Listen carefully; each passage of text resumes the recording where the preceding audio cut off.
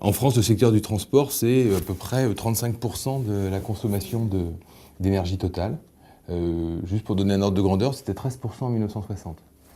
Et là-dedans, le transport routier, effectivement, domine ce bilan énergétique, qui représente à peu près 80% de ces 30%, tout mode de transport confondu, mais la route est prépondérante. Face à ces situations, faut quand même rappeler qu'on a un certain nombre d'engagements. Alors sans remonter au protocole de Kyoto, les engagements du Grenelle, je vous rappelle, nous demandent de revenir au niveau d'émissions de 90. Et très concrètement, pour le secteur des transports, c'est 20% de réduction d'émissions de CO2 à atteindre d'ici 2020. 2020, c'est demain, donc on est dans une relative urgence. C'est un véritable défi qu'il faut relever. Et là-dessus, moi, je voudrais quand même saluer l'engagement de tous les transporteurs. Et la mobilisation des transporteurs, mais aussi des fédérations professionnelles, au premier rang avec laquelle, évidemment, il y a la FNTR, pour atteindre cet objectif. Depuis 2008, qui était la signature des premières chartes d'engagement volontaire, on a assisté à un véritable engagement de toute la profession. Et ça, c'est tout à fait déterminant, parce que sans cette détermination et sans cette mobilisation, on ne pourra pas atteindre les objectifs. J'ai cité beaucoup de chiffres très généraux, mais je pense qu'il faut se concentrer aussi sur le transport routier proprement dit. Le transport routier, c'est 80% de la consommation d'énergie de l'ensemble du transport de marchandises. À l'ADEME, on milite pour le développement du transport combiné, du report de charge vers le fer, la navigation fluviale, etc. Mais c'est pas la panacée, ça ne sera pas la solution. Tout ne va pas passer par du report de charge. Et le transport routier va continuer à être massif en termes de transport de marchandises sur longue distance et encore plus sur les courtes distances. C'est-à-dire que le transport routier reste la solution ou l'unique solution pour l'acheminement final des marchandises et les derniers kilomètres. Où en est-on aujourd'hui dans le déploiement de la charte? Alors, un peu d'histoire, une histoire récente. 2008, c'est les premières signatures avec 10 entreprises.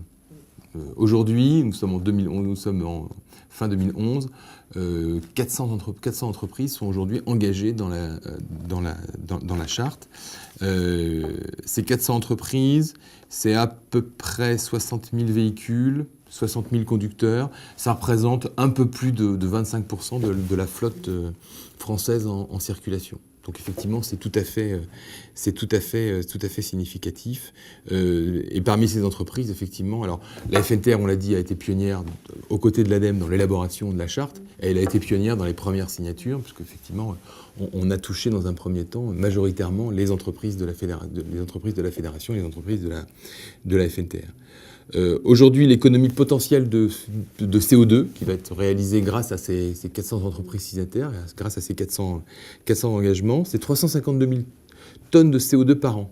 C'est à peu près 4 millions qu'émet le secteur. C'est-à-dire qu'on est sur un pourcentage tout à fait significatif. Je pense qu'il faut faire passer l'idée que le bénéfice, il n'est pas simplement environnemental, le bénéfice, il est économique, on l'a dit, diminution de la facture énergétique pour les entreprises.